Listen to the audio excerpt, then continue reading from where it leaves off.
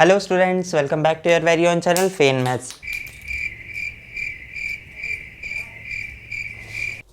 Hello students, welcome back to your very own channel Fain Maths. आप देख रहे हैं फेन मैथ्स की सीरीज हायर मैथमेटिक्स का एक बहुत ही अच्छा सा वीडियो। और आज का जो वीडियो है इसमें हम न्यूमेरिकल इंटीग्रेशन को सीखेंगे। तो आइए जल्दी से मैं आपको बता दूं न्यूमेरिकल इंटीग्रेशन होता क्या है। देखिए हम क्या करेंगे, हमें इस वाली जो सीरीज़ है इसमें आज का जो वीडियो है इसमें हम टोटल 3 फॉर्मूले समझने वाले। आगे भी हम और भी वीडियोज़ डालेंगे इसमें, जिसमें हम न्यूमेरिकल इंटीग्रेशन को सॉल्व करना सीखेंगे अलग अलग फार्मूलाज की वजह से। आज जो 3 फार्मूला हम सीखने वाले हैं वो होंगे, एक तो होगा ट्रेपेजॉइडल फार्मूला, ठीक है, इसको हिंदी में समलंबी का नियम भी बोलते हैं। तो जो हिंदी मीडियम वाले बच्चे हैं उनके लिए भी मैं बता दूं, समलंबी का नियम। शेरो रेखा में कभी भी सीधी नहीं बना पाया आज तक, बोर्ड पे कॉपी में तो बना ही लेता हूं। समलंबी का नियम बोलते हैं। और बाकी जो 2 फार्मूले हम सीखने वाले हैं उनमें से एक का नाम है सिम्पसन 1/3 एंड दूसरे का नाम है सिम्पसन 3/8। ठीक है, ये दोनों फार्मूले सिम्पसन भैया ने दिए होंगे तो इनका नाम सिम्पसन 1/3 3/8 रख दिया। अच्छा, 1/3 3/8 क्यों है, इसका भी फार्मूला में आता है रोल, वो अभी मैं जस्ट इसके बाद फार्मूला ही बताऊंगा। तो ये 3 फार्मूला हम समझेंगे। तीनों ही फार्मूला आपस में बहुत ही ज़्यादा रिलेटेड हैं, एक से दिखते हैं एकदम। और दूसरी चीज़, ये तीनों ही हम न्यूमेरिकल इंटीग्रेशन में यूज़ करते हैं, इसलिए हम इन्हें आज समझने वाले। अब न्यूमेरिकल इंटीग्रेशन क्या होता है सर? देखो बेटा, जब हमें इस तरीके का कोई सवाल दिया हो, a to b हमें एक इंटीग्रेशन दिया है, कोई भी f(x) में लिख देता हूँ एंड dx, ठीक है, तो हमें अगर इसको सॉल्व करना है तो इसको हम न्यूमेरिकल इंटीग्रेशन से हम इसे सॉल्व कर सकते हैं। इसमें हम क्या करेंगे, a to b यानी कि a लोअर लिमिट है, b अपर लिमिट है, तो हमारा लोअर लिमिट जो होता है x0 मानेंगे हम, और जो b है ये इसे हम xn मानेंगे। ठीक है, और इन x और xn को जब हम fx में रखेंगे तो हमारा y0 और yn मिलेगा। ठीक है, हमारा fx हमेशा हम इसको y मानते हैं, y इक्वल fx लेते हैं ना हम हमेशा, तो इस तरीके से हम इसे लेते हैं। अब h क्या होता है सर जी? इसमें h होता है, h को हम बोलते हैं स्टेप साइज। ठीक है, h को क्या बोलेंगे हम? Step size. स्टेप साइज निकालने का बहुत ईजी फार्मूला है। कैसे करते हैं कि b-a/n लेते हैं। ठीक है, n मतलब नंबर ऑफ इंटरवल, जितने भी इंटरवल आपको चाहिए वो आप यहाँ रख लेंगे। तो आपको b और a आपको समान दिए होंगे, और n इंटरवल वो आपके मन पे है, आपको 5 इंटरवल रखने हैं तो आप अपॉन में 5 लिख देना, 6 रखने हैं तो अपॉन में 6 लिख देना। ठीक है, आप हमेशा, मैं बताऊं, 6 रखना बहुत ही फायदेमंद है, क्योंकि ट्रेपेजॉइडल, सिम्पसन 1/3 एंड 3/8, 6 ऐसा नंबर है छोटे से छोटा जिस पे तीनों फार्मूले काम करते हैं। ठीक है, 1/3 जो है वो सिर्फ इवन इंटरवल पे काम करता है। जो सिम्पसन 1/3 वाला रूल है ना, वो सिर्फ उन इंटरवल पे काम करता है जो इवन हो, मतलब n की वैल्यू 2 4 6 इस तरीके से होनी चाहिए। 3/8 काम करता है जब 3 के मल्टीपल में हो, यानी कि 3 6 9 12 इस तरीके से नंबर होंगे। n की वैल्यू यहाँ बात कर रहा हूँ 3 6 9 12 होगी, या इस तरीके से 3 के जितने मल्टीपल है तो काम करेगा सिम्पसन 3/8। और अगर मैं ट्रेपेजॉइडल की बात करूँ तो वो भाई वो बढ़िया फार्मूला है, एकदम बढ़िया आदमी है मेरे जैसा। तो ट्रेपेजॉइडल फार्मूला n इंटरवल के लिए काम करता है, बढ़िया बच्चा है। तो n इंटरवल मतलब कितने ही हो, चाहे वो 1 हो, 2 हो, 3 हो, 4 हो, 5 हो, 6 हो, कितना ही हो, बस सर पूरी गिनती सुना देंगे क्या? तो खैर इस तरीके से होता है बेटा। अब n आप समझ गए, b a आपके पास है, h की वैल्यू आप b-a/n से कुछ भी निकाल देंगे, जो भी आएगी आपके सवाल में वो h की वैल्यू आपको फॉर्मूला में रखनी है। अब फॉर्मूला क्या होता है जल्दी से मैं दिखाता हूँ, फॉर्मूला आ जाइए, फॉर्मूले पे आ जाते हैं। अच्छा, एक और बात, ये जो x0 और xn है ना, तो इनके बीच में आपको बहुत सारे पॉइंट निकालने पड़ेंगे। जैसे कि अगर आपने 6 इंटरवल लिए तो ये तो a की वैल्यू जो भी है यहाँ पे वो तो x0 हो गया, x0 तो आपको मिल जाएगा। x0 और xn आपको ऑलरेडी गिवन है सवाल में। ठीक है, ये x0 है, ये xn है।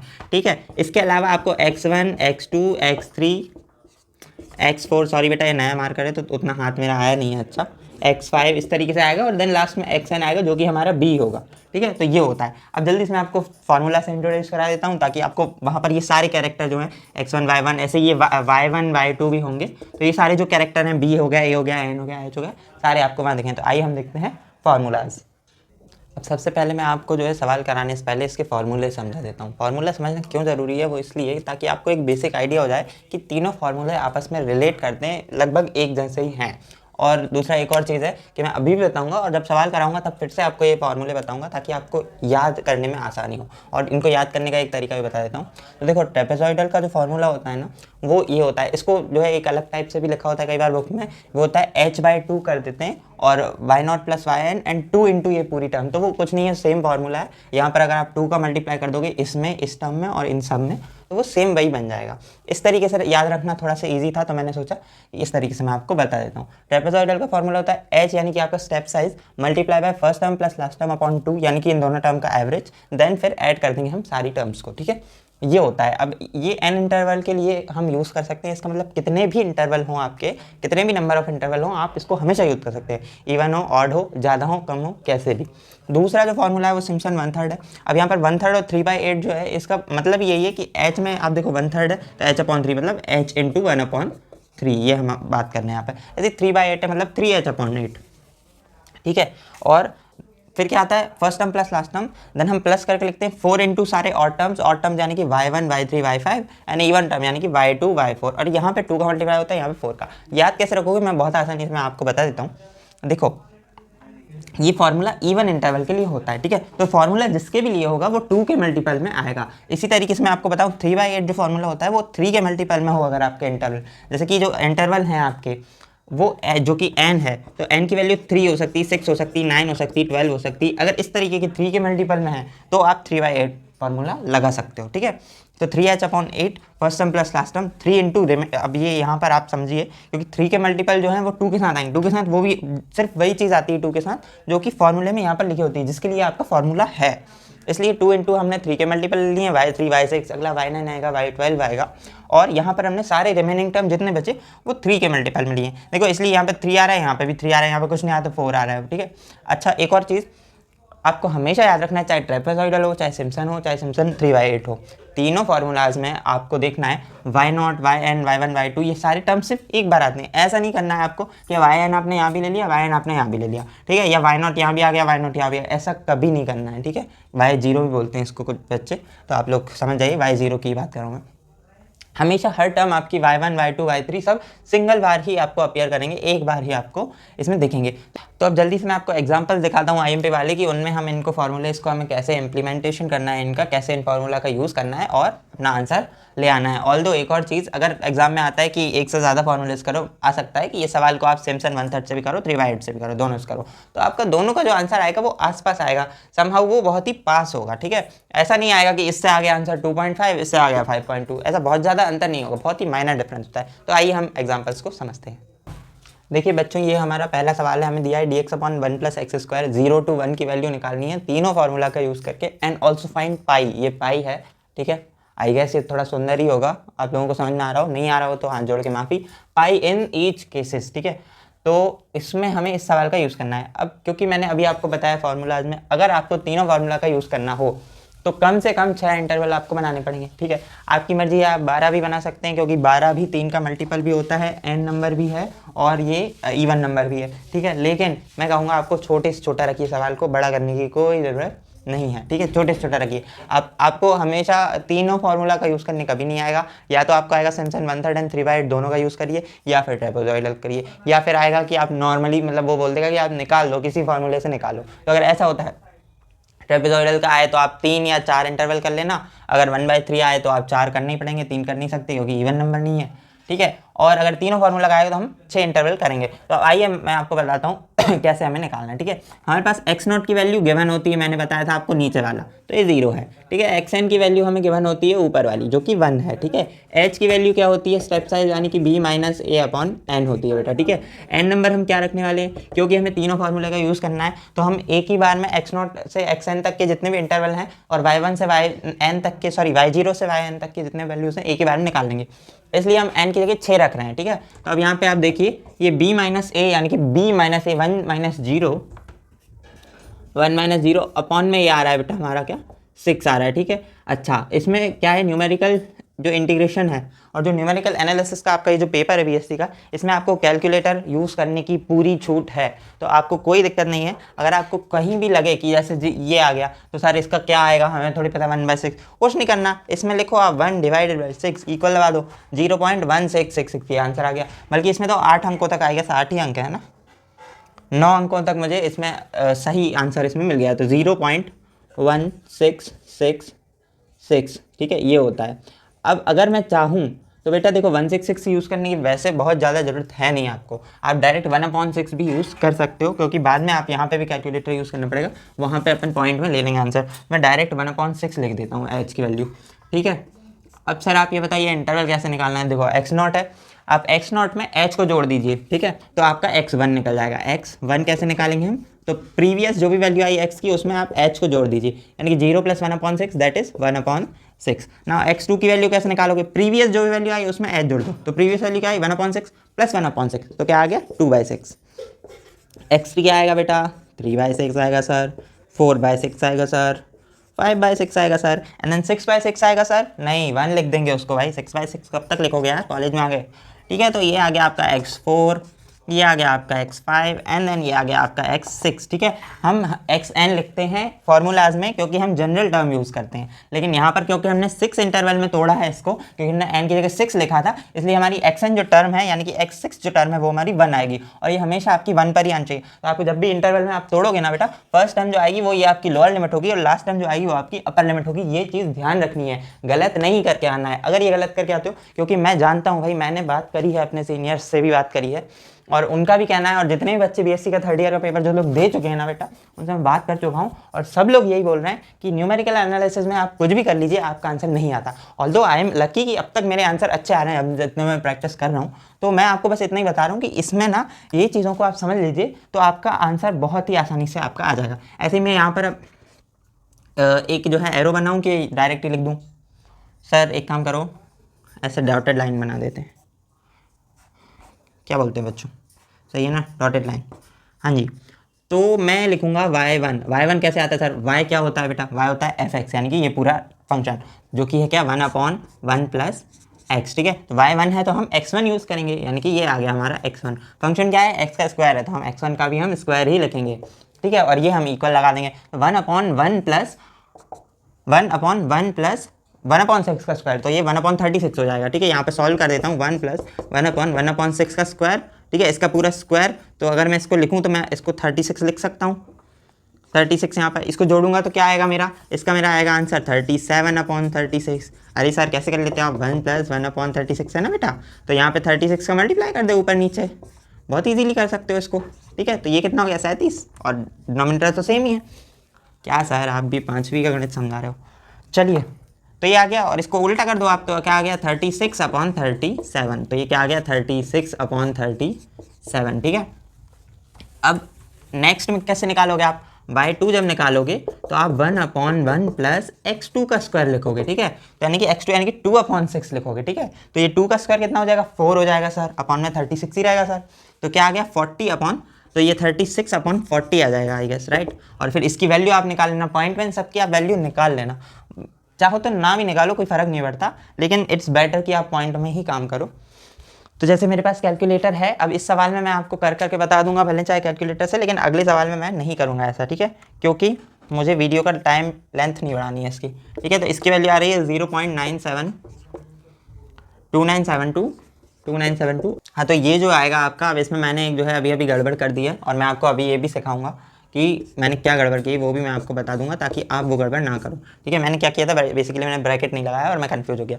तो आपको क्या करना है, कैलकुलेटर में आपको इस तरीके से आपको लिख देना है, it's visible I guess, yes it is. तो 1+ मैंने करा, अब मैंने आप देखो डिवाइड के बाद मैंने ब्रैकेट का यूज़ किया है। आपको हमेशा इसमें कैलकुलेटर में ज़्यादा से ज़्यादा हो सके तो ब्रैकेट का यूज़ करिए, क्योंकि वो ज़रूरी है बहुत ज़्यादा। अगर आप नहीं करेंगे तो कई बार ये गलत आंसर दे देता है। मैंने अभी खैर वो तो गलत आंसर नहीं देता है, बट हमारा जो डिज़ायर्ड आंसर होता है वो सही नहीं आ पाता है, क्योंकि हम चाह रहे हैं कि वो समझ जाए, लेकिन वो तो कैलकुलेटर है, तो मशीन है, तो वो ब्रैकेट ही पहले सॉल्व करता है। खैर अब मैं क्या करने वाला हूँ, मैं आपको हर वो तो नहीं बता सकता हूँ, बट हाँ जब मैं फार्मूला लगाऊंगा तो मैं ज़रूर आपको करके बता दूंगा। तो अब मैंने y2 से जो अगली वैल्यूज़ हैं वो मैं आपको देख कर लिख रहा हूँ, ठीक है। y2 की वैल्यू जो हमारी आ रही है वो 0.9 आ रही है। ऑल्दो अगर आप एग्जाम के टाइम देख रहे हैं तो अच्छी बात है, वरना अगर आप पहले देख रहे हैं थोड़ा सा, तो आपसे विनती है कि भैया नोट्स बना लिया करो अच्छे से, क्योंकि अगर आप नहीं बनाओगे तो फिर ये मज़ेदार काम नहीं है बिल्कुल भी, और पढ़ते समय भी मज़ा नहीं आएगा। भाई मुझे तो बहुत मज़ा आता है क्योंकि मैं नोट्स बना लेता हूँ। एंड देन y6 आएगा आपका, जिसकी वैल्यू आएगी 0.5, ठीक है। ये आपके आ गए पूरे आंसर्स। अब मैं क्या करने वाला हूँ, यहाँ पर सबसे पहले तो मैं थोड़ी सी जगह बनाने वाला हूँ, ठीक है। इसको एक काम करते हैं, इतना बड़ा लिखने के बजाय 36/37 ही लिख देते हैं, ठीक है, क्योंकि फ़र्क इतना पड़ता है नहीं।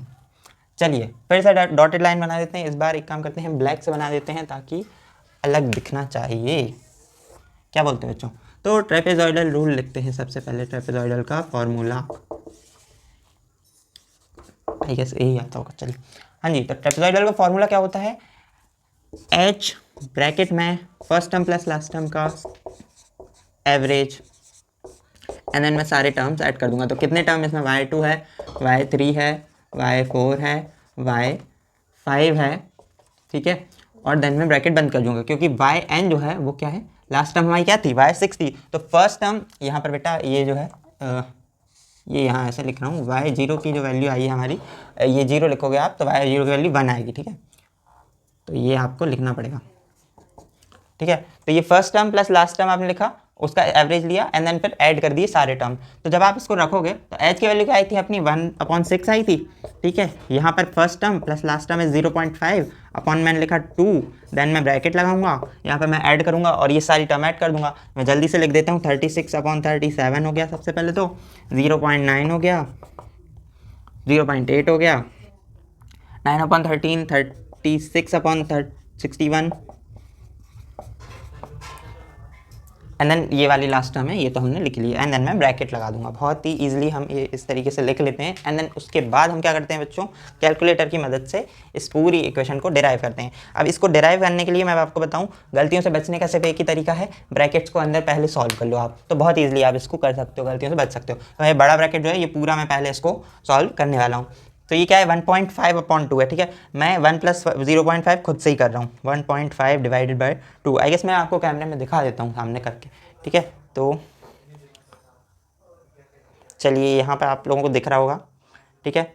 1.5 डिवाइडेड बाई 2 है, देन मैं ऐड करूँगा 36 डिवाइडेड बाई 37, देन फिर ऐड करूँगा 0.9 को, देन मैं ऐड करूँगा 0.8 को, देन मैं ऐड करूँगा 9 डिवाइडेड बाई 13 को, देन मैं ऐड करूँगा 36 डिवाइडेड बाई 61 को ऐड करूँगा। ये पूरा निकाल लूँगा तो ये मेरा आ गया आंसर उस ब्रैकेट का आया है। अभी तो ये जो आप ब्रैकेट देख रहे हो ना, इसका आंसर आया है।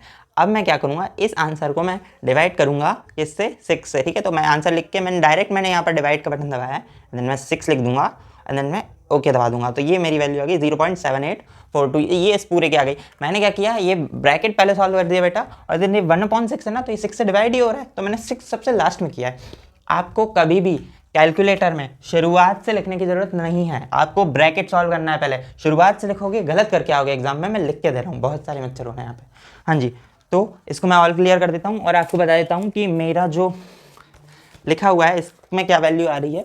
तो आपको अच्छा, मैंने यहाँ पे ऑल क्लियर कर दिया है ऑल दो, लेकिन आप ये ऊपर का बटन दबाओगे तो आपको आपकी कैलकुलेशन मिल जाएगी। तो ये मेरी है बेटा नोट्स की कॉपी, उसमें 0.78423 आ रहा है एंड इसमें भी 0.7842407666 आ रहा है, ठीक है। हम एक्यूरेट वाला ही आंसर लिख देते हैं बोर्ड पे, ऑल्दो मैंने कॉपी में राउंड ऑफ करके लिखा है।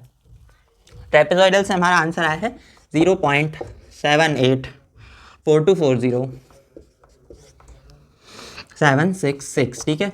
ये हम इस तरीके से कर लेते हैं। ऑल्दो अगर आप इसको राउंड ऑफ करोगे ना यहाँ पर, तो देखो यहाँ पर ऐड करोगे, फिर ऐड करोगे, फिर यहाँ हाँ यहाँ पे ये 0 आ रहा है, 0.5 से कम है, मतलब आप सेम छोड़ दोगे तो आप 4 पे लिख सकते हो, ठीक है। 4 उसमें राउंड ऑफ करके लिखा हुआ है। अब आप क्या करेंगे? अब अपन बेटा दूसरे फार्मूले का यूज़ करेंगे। तो मैं ये मिटा देता हूँ क्योंकि मैं बोर्ड पर छोटा बहुत ज़्यादा लिखना चाहता नहीं हूँ और मेरी बिल्कुल भी इच्छा नहीं है कि मैं कोने को चारे में लिखूँ, एकदम आपको जूम कर करके देखना पड़े।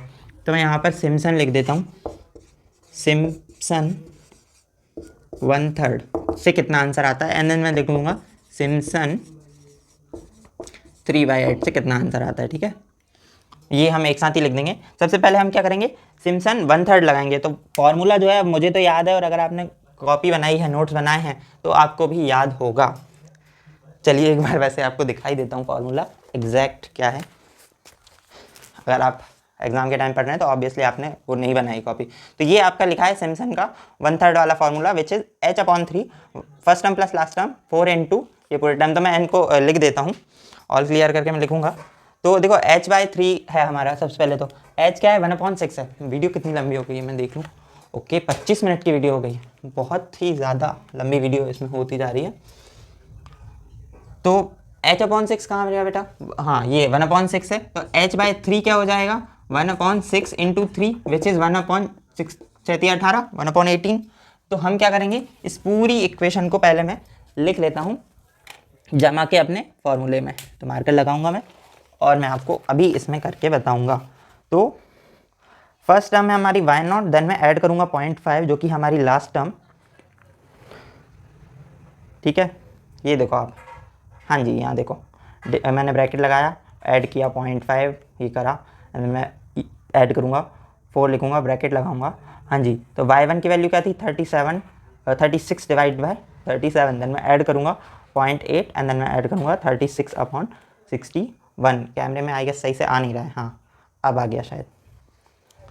हाँ जी, तो मैंने डिवाइड, ये ब्रैकेट मैंने लगाया, देन मैं फिर ऐड करूँगा 2 इंटू, मैंने फिर से ब्रैकेट लगाया एंड देन मैं इस बार लिखूँगा 0.9 प्लस 9/13 और देन मैं ये कर दूँगा, ठीक है। अब मैं इसको पूरा निकालूंगा तो इसका मेरा आंसर आया कितना, 14 पॉइंट समथिंग आया। और फिर मुझे क्या करना है, डिवाइड बाय क्या करना है, इस बार 18 करना है, क्योंकि h/18 हो गया है। तो h/ क्या था, h/3 था, तो h अपना जो है 1/6 है, तो 1/18 हो गया। अब मैं डिवाइड करके जैसे ही आंसर निकालूंगा तो मेरा आंसर आएगा क्या, 0.7853979949, ठीक है। कॉपी में मैंने लिख रखा है आंसर 0.785396, ठीक है। ऑलमोस्ट सिमिलर ही आंसर लिखा हुआ है।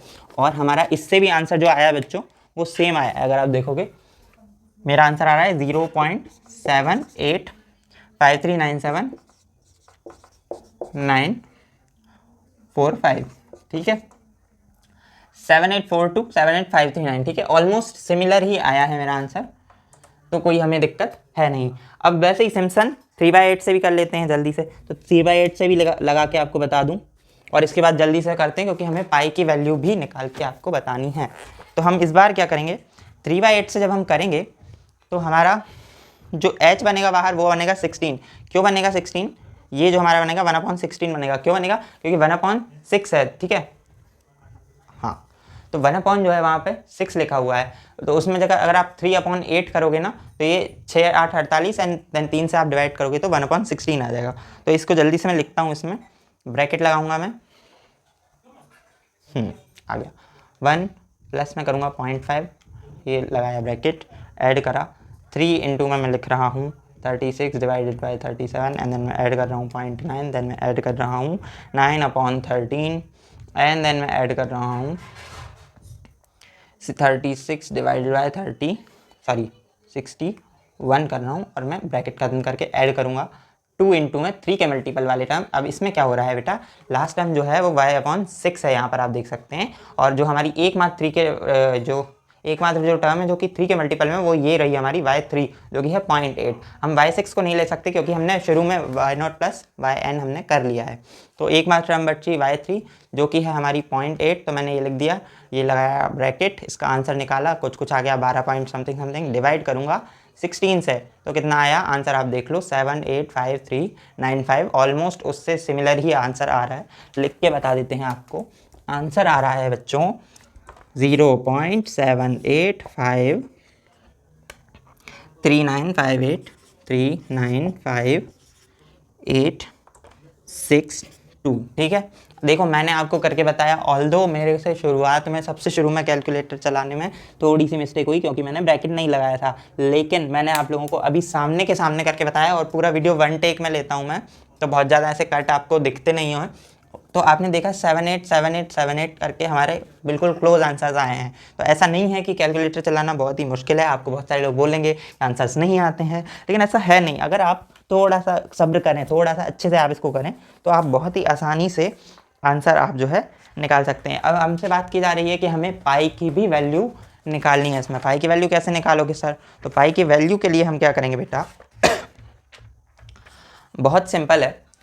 हमारे पास ये सारी जो वैल्यूज़ आ रही हैं ना, ये सारी वैल्यूज़ हमारी आ रही हैं किस चीज़ की, सारी वैल्यूज़ हमारी आ रही हैं ये 1/1 प्लस एक्स स्क्वायर की। हम इसको मैनुअली सॉल्व करें तो क्या आएगा इसका इंटीग्रेशन की वैल्यू, 1/1 प्लस एक्स स्क्वायर क्या होता है, tan इनवर्स एक्स होता है सर। बहुत बढ़िया बेटा, tan इनवर्स एक्स अगर होता है तो हम tan इनवर्स एक्स यहाँ पर लिख देंगे और हम लोअर लिमिट अपर लिमिट, तो tan इनवर्स क्या हो गया, ये 1 हो गया, माइनस tan इनवर्स क्या हो गया, ये 0 हो गया।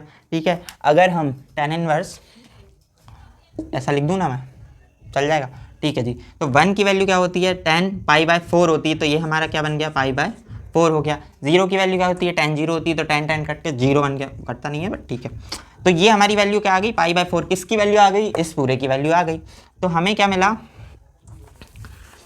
3 फार्मूलाज से हमें ये वैल्यूज़ मिली और मैनुअल इंटीग्रेशन से हमें mi लिख देता हूँ, ठीक है, मैनुअल इंटीग्रेशन से π/4 मिली mi, अरे वाह मुंबई इंडियंस, खैर π/4 वैल्यू मिली। तो ये सारी वैल्यूज आपस में बराबर होनी चाहिए। तो अगर मैं पाई की वैल्यू ट्रेपेजॉइडल से निकालूं तो π/4 इक्वल क्या आएगा, 0.784247, ठीक है, 66। तो अगर पाई की वैल्यू निकालूं तो क्या करूंगा, पाई को यहाँ रहने दो और डिवाइड में यहाँ पे जो है 4 का मल्टीप्लाई करो इसमें।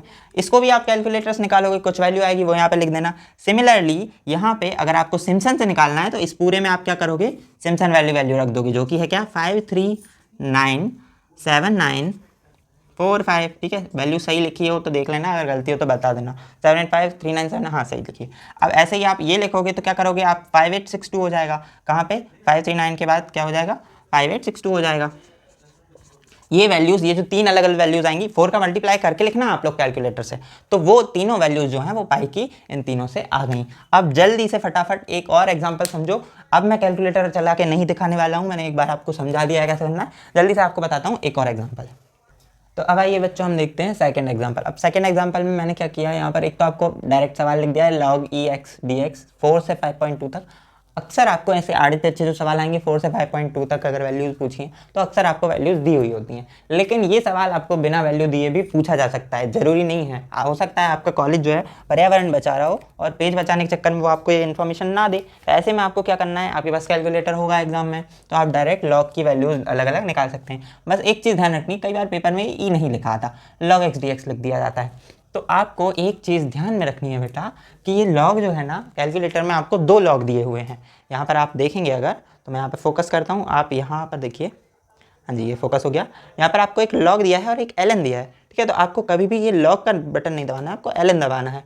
कभी भी इस तरीके के सवाल जो आएंगे आपको, इसमें आपको ln दबाना है, क्योंकि मैं आपको बता देता हूँ करके, अगर आप नहीं मानो तो फोकस, हाँ जी देखो, अगर मैं पहले तो log 4.2 की वैल्यू अगर मैं निकालूं तो क्या आती है, 0.6232, ठीक है। हमारे सवाल में log की वैल्यू क्या दी है 4.2 की, यहाँ पर ये लिखी है 1.43508, तो ये आनी चाहिए, ये नहीं आ रही है। तो मैं क्लियर करूँगा, ln दबाऊंगा, 4.2 लिखूंगा एंड देन मैं इसकी वैल्यू निकालूंगा तो क्या आ रही है 1.43508, ठीक है।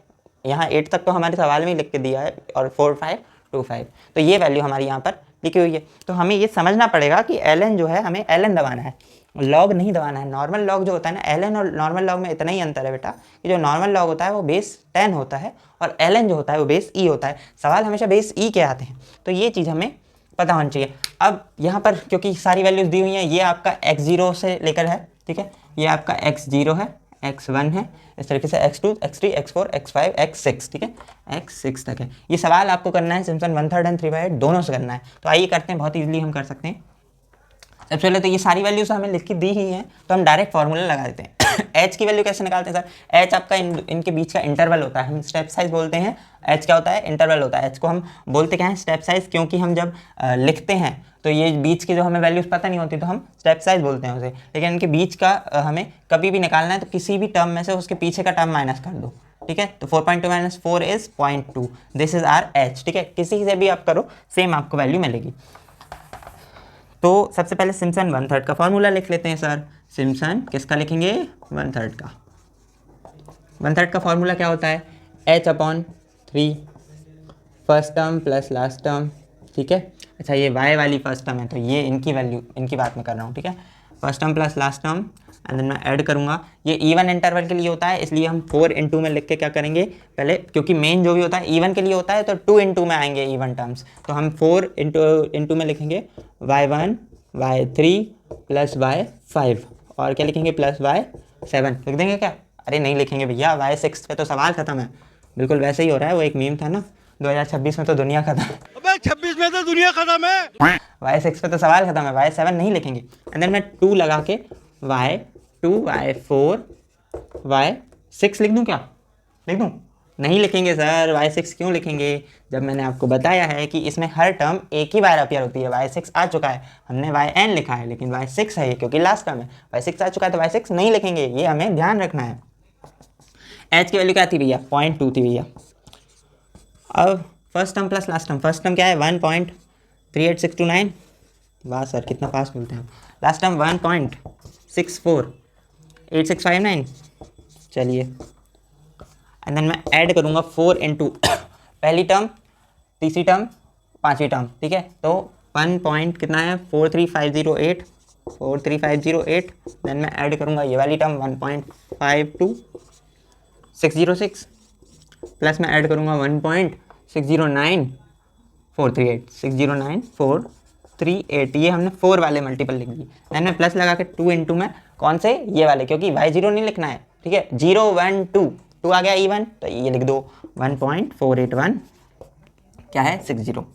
फिर 2 था 3 4, तो ये लिख देंगे 1.56861, ठीक है। एंड देन खत्म कर देंगे। इस तरीके से एग्जाम पहले लिख लेना, इससे आपकी एक तो लेंथ बढ़ जाएगी आंसर की, तो नंबर पक्के मिलेंगे। और अगर लेंथ जैसे नहीं भी बढ़ी, मतलब लेंथ बढ़ाने पे अपना फोकस नहीं भी है, तो भी कोई दिक्कत नहीं है, अपना सही आंसर आएगा, ठीक है। तो इसको हम करते हैं, तो 0.2 लिखूंगा मैं, अपॉन मैंने 3 लिखा। अब इसको मैंने विधिवत सॉल्व किया हुआ है कॉपी में, तो आपको मैं बता दूँ 0.2 जब आप करेंगे तो इस पूरे की वैल्यू क्या आएगी? इस पूरे की वैल्यू आएगी 3.03, इसको ऐसे रख देता हूँ, हाँ 034949 ठीक है। एंड देन मैं यहाँ पर प्लस करूँगा, इस पूरे की वैल्यू 4 में मल्टीप्लाई करने के बाद क्या आएगी 18.282312। एंड देन मैं ऐड करूँगा, इस पूरे की वैल्यू 2 का मल्टीप्लाई करने के बाद क्या आएगी 6.10042। इस सब को जब आप ऐड करोगे तो क्या वैल्यू आएगी?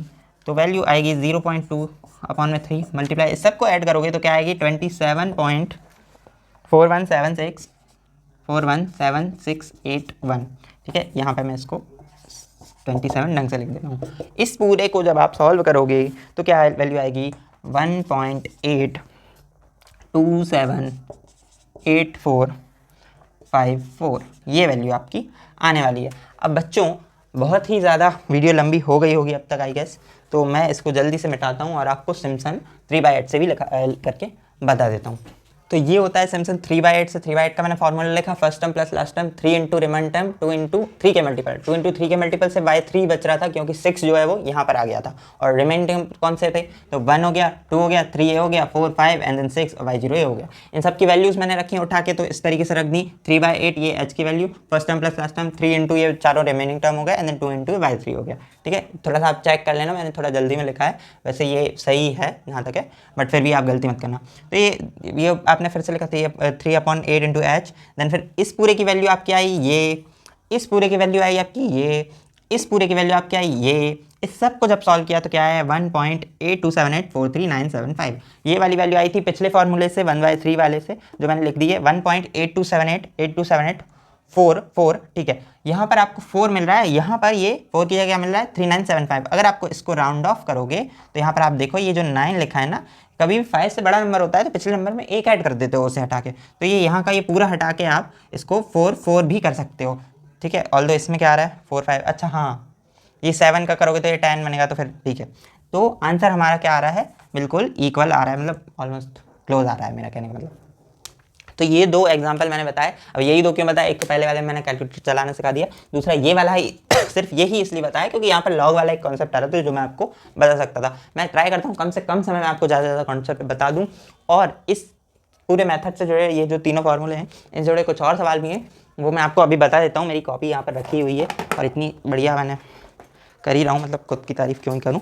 बट एक ये वाला भी सवाल है बेटा, आप ये देखो, हाँ तो हमें इसमें ट्रेपेजॉइडल रूल करना है 1 to 2 dx अपॉन एक्स, ठीक है। 1/x का इंटीग्रेशन करना है, एंड देन इसकी कंपेयर करना है इसकी एक्चुअल वैल्यू से। तो 1/x यानी कि आपका क्या हो गया इंटीग्रेशन, अगर आप नॉर्मली अगर आप करते हो वो आता है log x, ठीक है। तो जब आप इसको फॉर्मूले से करते हो आप यहाँ पे, तो हमने यहाँ पे इस तरीके से ये पूरी कैलकुलेशन की है h वाली, और जब मैंने यहाँ पे फॉर्मूले से निकाला, आई गेस मुझे इस तरफ खड़ा होना चाहिए, हाँ, तो देखो फॉर्मूले से जब मैं निकालूंगा तो मेरा ये आया ऊपर वाला, ठीक है। तो इससे वैल्यू क्या आई 0.7 आई। देन फिर मैंने नॉर्मल इंटीग्रेशन से log x आ गया इसका, ठीक है। इस पर ये स्क्वायर नहीं है बेटा, ये 1 to 2 लिखा है, ठीक है, ये लिमिट लगाई है।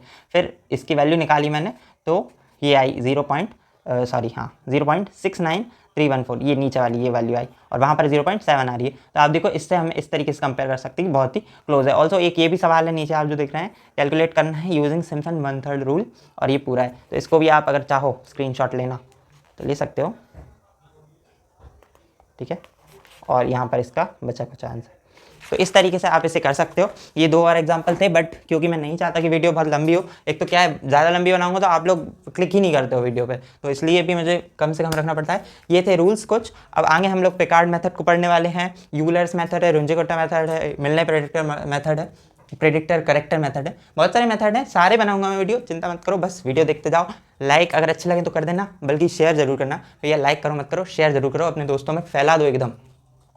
वो मीम देखा है ना आपने, मेरी नॉलेज में इजाफा किया है, मुझे फैलानी चाहिए। ये तो आपने मेरी नॉलेज में इजाफा किया है, ये तो मुझे फैलानी चाहिए पूरी दुनिया में। फैला दो, बिल्कुल वैसे ही फैला दो। आज की वीडियो में बहुत ज़्यादा ही मीम हो गया शायद। तो खैर इस तरीके से हम आपके लिए वीडियोस बनाते रहेंगे। आपको बस ये करना है कि देखते रहिए, प्रैक्टिस करिए, सवाल कीजिए, एग्जाम में अच्छे नंबर लाइए, बस वही मैं खुश हो जाऊँगा। आप देख रहे हैं फिन मैथ्स। हम मिलेंगे नेक्स्ट वीडियो में जब हम पढ़ेंगे कोई और अच्छा सा टॉपिक। कैलकुलेटर चलाना भी सिखाने वाला हूँ जल्दी, वो वीडियो थोड़ा सा लेट हो रहा है, तो हम मिलेंगे उस वीडियो में नेक्स्ट वीडियो में। तब तक लिए जय हिंद, जय भारत।